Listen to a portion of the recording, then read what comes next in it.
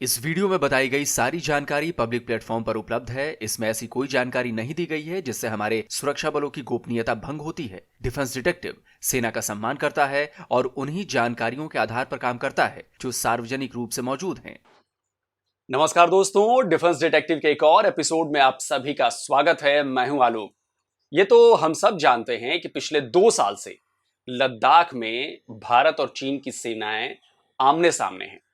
जंग वाले हालात हैं, बहुत तनाव भरा वक्त चल रहा है वहां पर।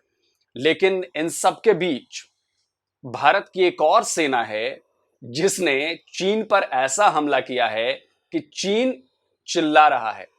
वो चिल्ला चिल्ला कर दुनिया को बता रहा है कि देखो भाई, भारत ने हमारे साथ ऐसा किया है। और इसी बीच उसी सेना ने पाकिस्तान पर भी अटैक किया है। और पाकिस्तान बेचारे को तो समझ में ही नहीं आ रहा कि उसके साथ हुआ क्या। अक्सर लोग मुझसे पूछते हैं कि भाई, भारत अपनी साइबर आर्मी क्यों नहीं बनाता? दुनिया इसमें बहुत आगे निकल गई है, हम बहुत पीछे हैं। तो मैं उनको कई लोगों को मैंने जवाब दिया। मैंने कहा कि आप इसकी चिंता मत करिए, भारत की साइबर आर्मी है, वो अपना काम कर रही है। क्योंकि उनके काम जल्दी सामने नहीं आते या सामने वाला देश जल्दी मानता नहीं है, इसलिए आप लोगों को लगता है कि कोई काम नहीं हो रहा है। लेकिन यकीन रखिए कि भारत की साइबर आर्मी बहुत जबरदस्त काम कर रही है। तो चलिए, आज के वीडियो में मैं सबूतों के साथ आपको दिखाने वाला हूं, बताने वाला हूं कि भारत की साइबर आर्मी का वो कारनामा जिसकी वजह से चीन और पाकिस्तान दोनों चिल्ला रहे हैं। चीन के सरकारी भोपू ग्लोबल टाइम्स ने इस हमले की खबर दी है। इसी 13 जुलाई को उसने खबर पब्लिश की है कि भारतीय हैकर्स ने पाकिस्तान पर ताज़ा हमले किए हैं। इसमें चीन से संबंधित कोड नेम का इस्तेमाल किया गया है। ये दावा किया है चीन की साइबर सिक्योरिटी फर्म ने। खबर के मुताबिक इस हमले का पता लगाने में इस चीनी साइबर सिक्योरिटी कंपनी को 1.5 साल का वक्त लगा है। 1.5 साल की जांच और छानबीन के बाद उसे पता चला है कि हैकर्स का यह ग्रुप भारत में मौजूद है और इसका कोड नेम है कन्फ्यूशियस, जिसकी मदद से उसने पाकिस्तानी सरकार और सेना की संस्थाओं पर अटैक किया है। अब आप सोच रहे होंगे कि भारतीय हैकर्स ने कन्फ्यूशियस नाम का कोड क्यों रखा। तो इसका जवाब यह है कि इसके पीछे है बड़ी दूर की सोच। और इस सोच को समझने के लिए हमें सबसे पहले क्या जानना होगा? हमें सबसे पहले जानना होगा कि कन्फ्यूशियस कौन था, क्या करता था। और जब ये आपको पता लग जाएगा, तब आपको समझ में आएगा कि भारतीय हैकर्स ने चीन और पाकिस्तान के मिलिट्री इंस्टॉलेशंस, उनके बड़े बड़े इंफ्रा पर हैकिंग अटैक करने के लिए कन्फ्यूशियस का नाम क्यों रखा। कन्फ्यूशियस चीन के एक महान दार्शनिक थे। करीब 2500 साल पहले चीन के पूर्वी प्रांत शानडोंग में उनका जन्म हुआ था। चीन के सामाजिक ढांचे में कन्फ्यूशियस के विचारों का असर आज भी देखा जा सकता है। आपको जानकर हैरानी होगी कि मात्र 22 साल की उम्र में ही उन्होंने एक स्कूल की स्थापना की थी।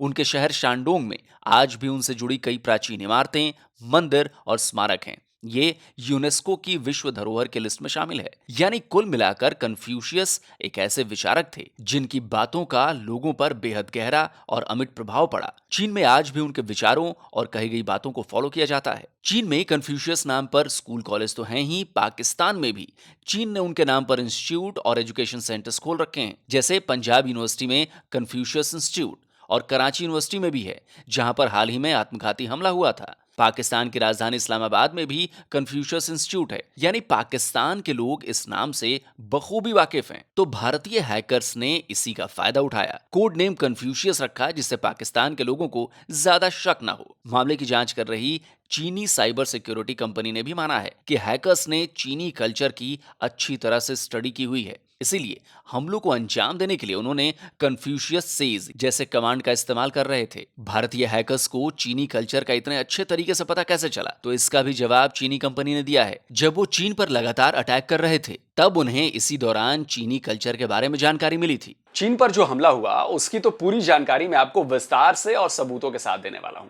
लेकिन जो कि बात पाकिस्तान की है ग्लोबल टाइम्स ने, तो पाकिस्तान की जानकारी देना भी बहुत जरूरी है।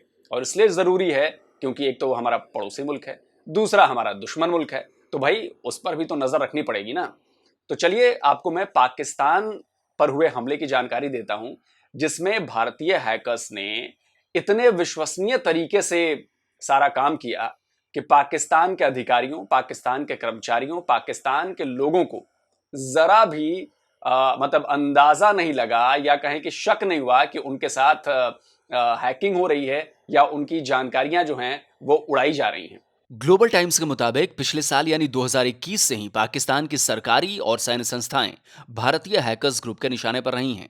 लगातार उन पर हमले किए गए हैं। हैकर्स का ग्रुप पाकिस्तानी सरकार के कर्मचारियों के नाम का इस्तेमाल करता था, फिर उनमें से टारगेट चूज किए जाते थे। इसके बाद उन्हें फिशिंग ईमेल्स भेजे जाते थे जिसमें कन्फ्यूशियस का नाम इस्तेमाल किया जाता था।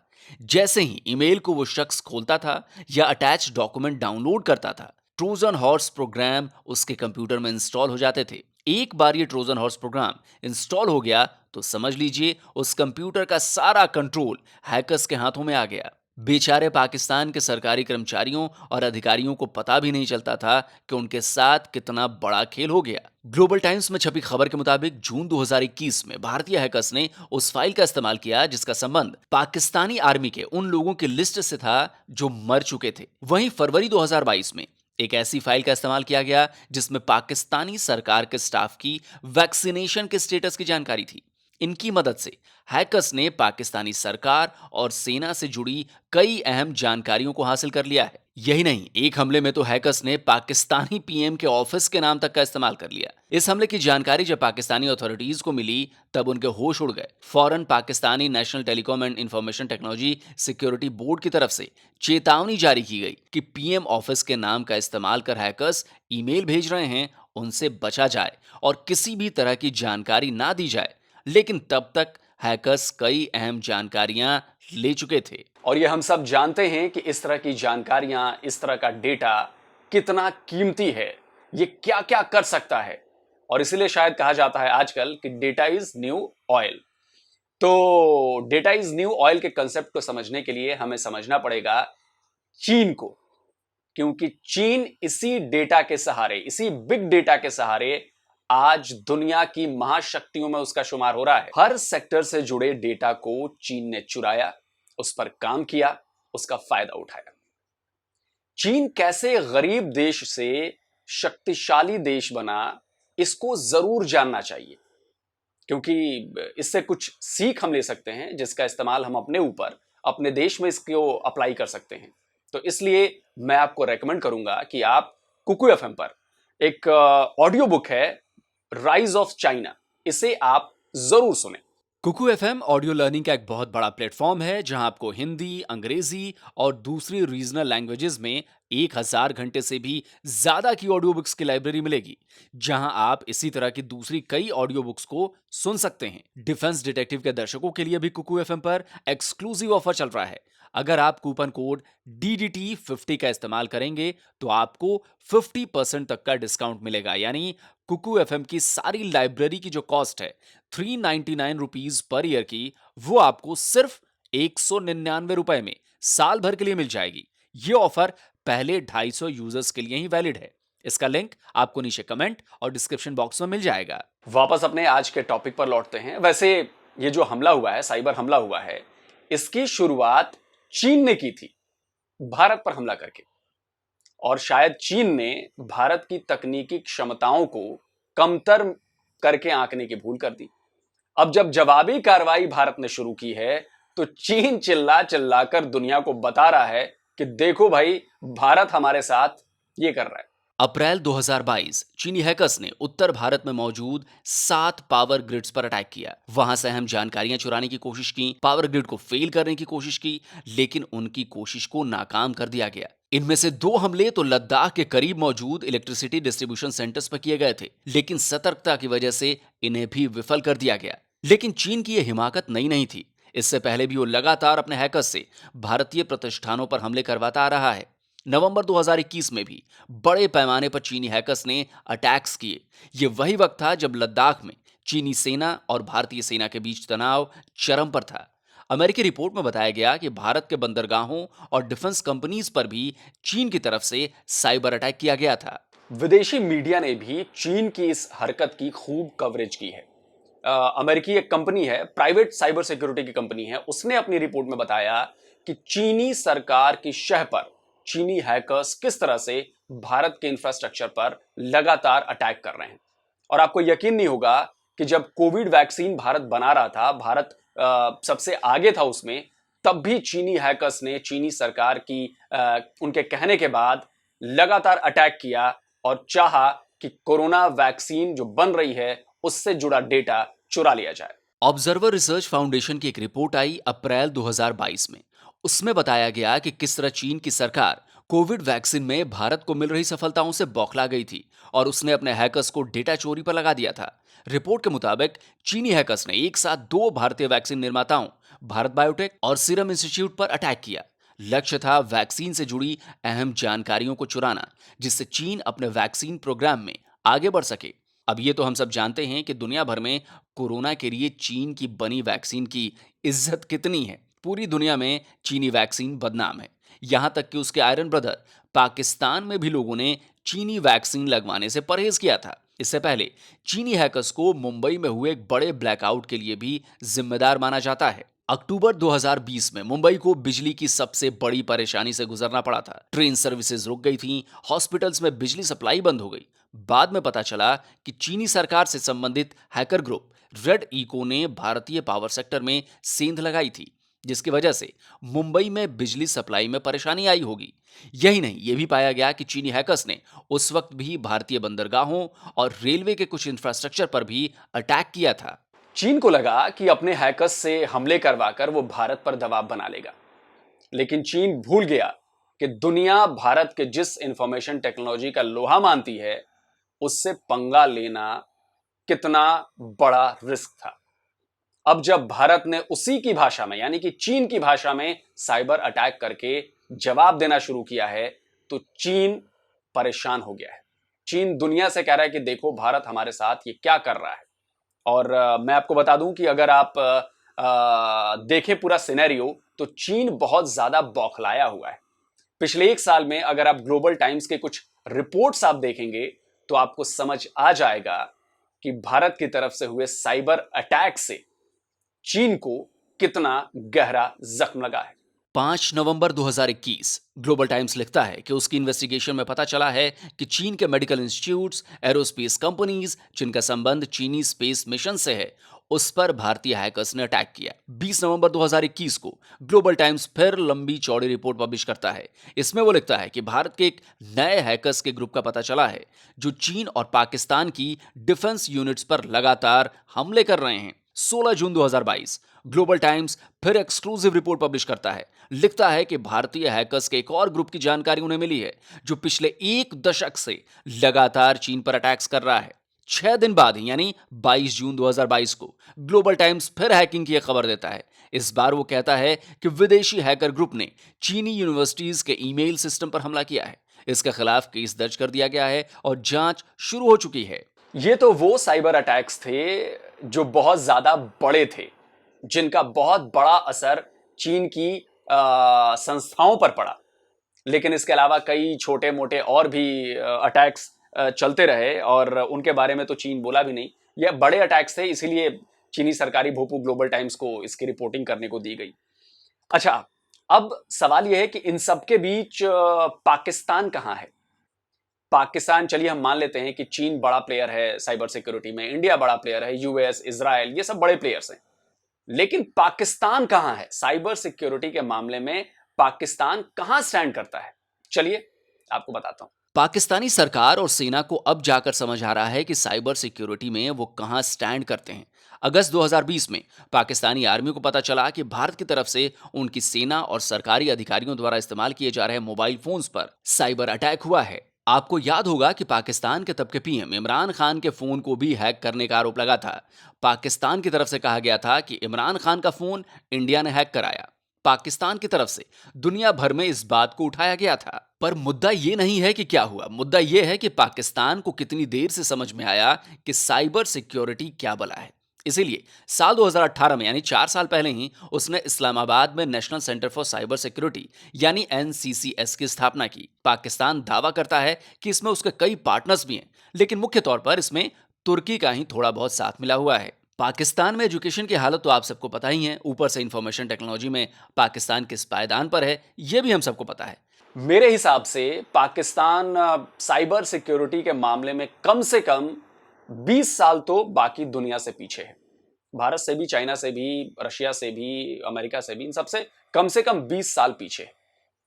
और ये सारी बातें मैं हवा में नहीं कह रहा हूं, मैं अपनी बात को साबित करने के लिए बतौर सबूत मैं 2 रिसर्च पेपर्स आपके सामने लेकर आने वाला हूं। ये रिसर्च पेपर्स हैं पाकिस्तानी रिसर्चर्स के। तो चलिए इन रिसर्च पेपर में पाकिस्तानी साइबर सिक्योरिटी पर क्या कहा गया है ये मैं आपको दिखा देता हूं।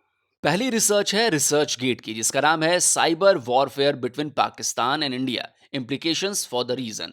ये रिसर्च गुलाम मुस्तफ़ा ने की है।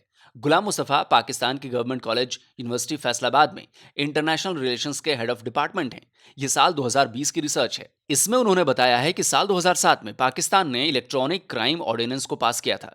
इस पर national response centre for cyber crimes काम कर रहा था, जो साल 2003 में बनाई गई थी। लेकिन ये सिविल एडमिनिस्ट्रेशन के लिए था, न कि सेना के लिए। जबकि इसी रिसर्च पेपर में भारत के बारे में कहा गया है कि 1990 के दौर में भारतीय सेना ने साइबर वॉरफेयर की स्ट्रेटेजी की तरफ रुख कर लिया था। साल 2005 में इंडियन आर्मी ने साइबर सिक्योरिटी एस्टेब्लिशमेंट बना ली थी और अप्रैल 2010 में Indian military college of telecommunications engineering ने साइबर सिक्योरिटी लैब भी बना ली थी। इसके अलावा भारत और अमेरिका के बीच साइबर सिक्योरिटी के हवाले से समझौता भी हो चुका है। अपने कंक्लूजन और रिकमेंडेशंस में इन्होंने बताया है कि पाकिस्तान में साइबर वॉरफेयर की जड़ें बेहद गहराई में जम चुकी हैं। पाकिस्तान को चाहिए कि वो दूसरे देशों की साइबर कैपेबिलिटीज को समझने के लिए और ज्यादा रिसर्च करे। पाकिस्तान साइबर स्पेस को डेवलप करने के लिए कड़ी मेहनत करे। इसके लिए पाकिस्तान को अलग अलग पॉलिसीज डेवलप करनी चाहिए, जिससे भारतीय साइबर खतरे से लड़ा जा सके। एक और बेहद अहम बात इस रिसर्च पेपर में कही गई है कि पाकिस्तान को साइबर स्पेस में ज्यादा पॉलिटिकल एक्सपर्टीज और पॉलिसी मेकर्स चाहिए जो इस मुद्दे को समझ सकें। यानी लब्बो-लुबाब ये है कि पाकिस्तान साइबर सिक्योरिटी में बहुत ज्यादा पीछे है। न तो उनके पास इसके लिए पॉलिसीज हैं, ना उनके पास इन पॉलिसीज को बनाने वाले पॉलिसी मेकर्स हैं, ना उनके पास ऐसे एक्सपर्ट्स हैं जो इन चीजों को समझें। भाई अगर साइबर सिक्योरिटी की बात करनी है तो उससे जुड़े लोग होंगे, उससे जुड़े एक्सपर्ट्स होंगे, तभी तो वो बताएंगे कि क्या करना चाहिए और क्या नहीं करना चाहिए। लेकिन पाकिस्तान के पास ऐसा कुछ नहीं है। अब ऐसा क्यों नहीं है, इसका जवाब है जो जिस पाकिस्तानी रिसर्च की मैं बात कर रहा था, तो उसका जो दूसरा रिसर्च पेपर है, दूसरी संस्था ने रिसर्च की है, उसमें बताया गया है कि इसकी वजह क्या है। ये रिसर्च पेपर है इस्लामाबाद में ही मौजूद SDPI यानी सस्टेनेबल डेवलपमेंट पॉलिसी इंस्टीट्यूट का। इसका टाइटल है cyber security, where does Pakistan stand, यानी साइबर सिक्योरिटी में पाकिस्तान कहां पर मौजूद है। रिसर्च पेपर को तैयार किया है रुबाब सैयद, अहमद अवैस खावेर और मोहम्मद यासिन ने। यह रिसर्च पेपर साल 2019 का है। इसमें विस्तार से समझाया गया है कि साइबर सिक्योरिटी क्या है, किस तरह के खतरे हैं, साइबर वॉरफेयर क्या है और भी बहुत कुछ। लेकिन मैं सीधे आपको रिसर्च पेपर के कंक्लूजन में लेकर चलता हूं, क्योंकि इसी से बात आसानी से समझ में आ जाएगी। इसमें लिखा गया है कि पाकिस्तान ने साइबर स्पेस की फील्ड में काम तो किया है, पर यह नाकाफी है, क्योंकि जो मैकेनिज्म और लेजिस्लेशंस बनाए गए हैं उससे काम नहीं चलने वाला। वो तो मुद्दे को ठीक तरह से एड्रेस ही नहीं करते हैं। इसके लिए लेजिस्लेशंस और पॉलिसी मेकिंग की जरूरत है। पाकिस्तान क्यों पिछड़ा है इसमें, इसका जवाब आपको इस रिसर्च पेपर के रिकमेंडेशंस में मिलेगा। इसमें सीधे तौर पर पाकिस्तान की एजुकेशन पर निशाना साधा गया है और हम सबको पता है कि पाकिस्तान में एजुकेशन की क्या हालत है। इसमें कहा गया है कि इसके लिए स्कूल लेवल से ही अवेयरनेस फैलानी होगी, क्योंकि बैचलर्स और मास्टर्स लेवल की जो एजुकेशन पाकिस्तान में है वो भी साइबर सिक्योरिटी के क्वालिटी एक्सपर्ट्स प्रोड्यूस नहीं कर पा रही है। अगर क्वालिटी चाहिए तो पढ़ाई के सिलेबस को वैसा बनाना होगा, उन्हें उस लेवल पर पहुंचाना होगा जहां वो साइबर चुनौतियों का सामना करने लायक लोग तैयार कर सकें। इसमें तो यह भी बताया गया है कि इसकी वजह से पाकिस्तान टेलीकम्युनिकेशन अथॉरिटी में साइबर सिक्योरिटी के लिए काबिल लोग ही नहीं हैं। Contact Pakistan. They are the best hackers in the world.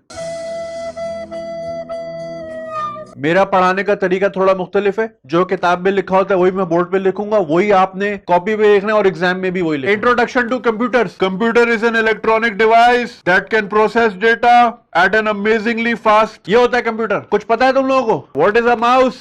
Mouse is an input device जिसको कंप्यूटर पे करेंगे यूं यूं कर्सर आएगा, जहां क्लिक करना होगा ये क्लिक है, left click right click. Floppy disk होती है ये, इसके अंदर मैग्नेटिक टेप होती है, इसके अंदर स्टोरेज होता है 250 KB, यानी कि पूरी एक पिक्चर। कभी देखिए ये सर, कौन से दौर में अब केबी की सिर्फ आइसक्रीम होती है, ये 64 GB का है सर। अबे ऐसी खींच के मारूंगा ना तेरी 64 पे 65 हो जाएगी। चुप कर। What is the keyboard? This is the keyboard. Alphabetic keys, numeric keys, functional keys. इस पे हम नंबर 1 सॉफ्टवेयर पे प्रोग्रामिंग सिखाएंगे आपको, MS DOS। Okay, next one, output device, monitor. एक होता है क्लास का मॉनिटर, एक होता है कंप्यूटर का मॉनिटर। Printer, dot matrix. अबे मैट्रिक्स का पार्ट 4 आ रहा है, ये डॉट मैट्रिक्स पढ़ा रहा है। सीडी देखिए कभी किसी ने? वो वाली सीडी नहीं, सीडी प्रोग्राम वो भी होते, मगर ये अभी इधर ये वाली प्रोग्रामिंग कर लो बेटा पहले। How to shut down, start पे लेके जाएंगे, लेफ्ट क्लिक दबाएंगे, शट डाउन पे क्लिक करके वो दोबारा पूछेगा, जैसे गर्लफ्रेंड पूछती है आर यू श्योर, बोलोगे यस, कंप्यूटर बंद हो जाएगा। यहां हुई क्लास खत्म। तो साइबर सिक्योरिटी में पाकिस्तान कहां पर स्टैंड करता है, इससे आप लोगों को अंदाजा मिल गया होगा और क्लियरिटी मिल गई होगी कि ऐसा क्यों है। क्योंकि भाई जब पाकिस्तान में एजुकेशन की हालत ऐसी है तो कहां से वो साइबर सिक्योरिटी की टीम बनाएंगे। खैर, रही बात भारत की, तो Bharat Russia, China, America, Israel, इन सब वाली बड़ी लीग में शामिल है, क्योंकि ये सारे लोग एक लेवल पे पहुंच चुके हैं साइबर सिक्योरिटी के मामले में, इंफॉर्मेशन टेक्नोलॉजी के मामले में।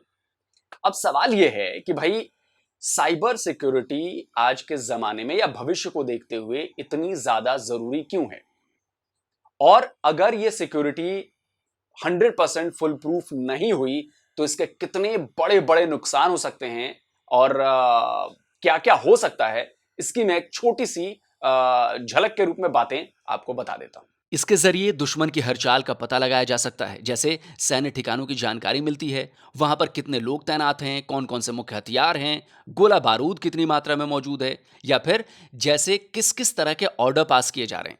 ये तो हम सब जानते हैं कि कोई भी ऑपरेशन शुरू करने से पहले कई तरह के ऑर्डर्स पास किए जाते हैं जिन पर अमल करना होता है। इसमें कई डिपार्टमेंट जुड़े होते हैं, तो कई बार आपको दुश्मन देश क्या करने जा रहा है या क्या करने वाला है, इसका अंदाजा वहां जारी हुए आदेशों से मिल जाता है। इस तरह के ऑर्डर्स अगर भारतीय हैकर्स के हाथ लग जाते हैं तो दुश्मन के मंसूबों पर आसानी से पानी फेरा जा सकता है, या फिर किस तरह के हथियारों को डेवलप किया जा रहा है इसका भी पता लगाया जा सकता है। क्योंकि डेटा को एनालाइज करने के बाद इसका पता लगाना बेहद आसान हो जाता है कि दुश्मन सोच क्या रहा है, या फिर भविष्य में वो क्या करना चाहता है या क्या करने वाला है। तो मैं इसके जवाब में बस यही कहूंगा कि भाई जिस तरह किसी भी देश को आर्मी की जरूरत होती है, नेवी की जरूरत होती है, एयरफोर्स की जरूरत होती है, उसी तरह साइबर आर्मी की भी जरूरत होती है। और जो दुनिया के बड़े देश हैं वो इनमें बहुत आगे निकल चुके हैं। साइबर आर्मी है, भारत की भी है, चाइना की भी है, ये सब एक दूसरे से लड़ते भिड़ते रहते हैं। बीच में पाकिस्तान की भी आ जाती है, छोटी मोटी, पाकिस्तान ने 3-4 साल में थोड़ा बहुत तो किया है, तो उसमें भी वो लड़ाई भिड़ाई करते रहते हैं। ये इसलिए ज्यादा जरूरी है क्योंकि इसके जरिए आमने सामने की लड़ाई के बगैर दुश्मन को बड़े से बड़ा नुकसान पहुंचाया जा सकता है।